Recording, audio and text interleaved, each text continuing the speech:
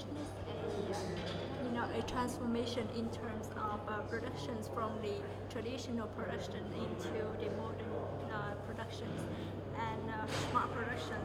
How can these smart productions can help people to improve their life standard and also improve their living in the long term, and how it can help to improve the productivity.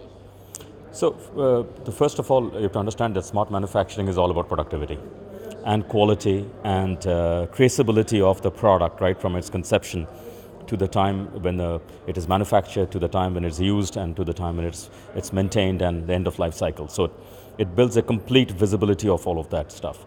What we have to figure out now is the other components of labor. How does a workforce interact with it? Because the traditional way workforce got integrated with smart manufacturing, with supplier, OEM, maintenance and all of that stuff, is definitely going to change.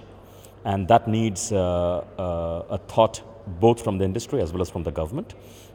And that would also depend upon how the policies evolve. So smart manufacturing will not happen just because of technology. Smart manufacturing will happen because of a lot of things coming together. So for example, skill development has to happen. Technology of course has to happen. Technology, the wireless technology for example, has to evolve. It also needs the government's policy making frameworks to change and evolve to this. And if that happens, then there are enough deficiencies in the system. For example, if you look at the healthcare system, if you look at smart manufacturing and integrated with the smart healthcare system, you will see rapid deployment, larger deployment, and lowering of cost. If you see with manufacturing, you will get better products, more visible, more visibility across the supply chain, and newer kind of skills coming up.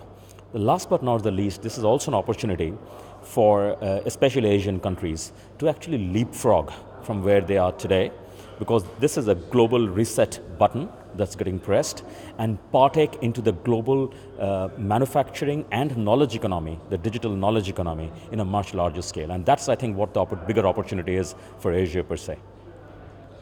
And the second question is that we are on the way of the 4.0 industrial revolutions, and how can stimulate the Asian country on that adventure? So I think Asia definitely needs its own framework. Industry 4.0, for example, is a German word, German coinage term. You have smart manufacturing, which has been termed out of US, and so on and so forth. Asia, this is the time for Asia to also come up with its own standards. Otherwise, Asia may actually become a follower and not a leader. So I think first call of port is we will have to build our own standards. Standards of technology, standards of processes, standards of legal framework of doing business, all of that kind of stuff. Number two would be take tenets of each of the process and start looking at how do you become an integral part of the value chain. And the value chain will be around intellectual property. A lot of the value chain will be around intellectual property. So if Asia, I think, we can start developing the intellectual property here, and not just be like what happened earlier, where we just became a low-cost manufacturing base, then I think it has a chance for us to really do service to the manpower that we have, the intellect that we have. And finally, we will have to build consumption in our own markets. We can't become supplier to the West. We have to have our own consumption. And given that high quality, lower price points, which is expected to come out of smart manufacturing, hopefully a few 100 million Asians will become more consumers. It's a bigger market for Asia. And the last one is that Bengyun now is on the way to building and establishing a smart city. What do you think the impact of how smart productions can influence us on the way to to establishing our smart city? I mean, a smart production can affect the smart city in some way, and sure. See, smart manufacturing, as I said, it's all about the product becoming much more intelligent, and the knowledge is now moving into the product. So how, for example, the product is designed, to how it is manufactured, to how you're using the product, all will now be integrated and visible. So you start looking at the models, business models, it will move from product and manufacturing to more and more of services, asset as a service.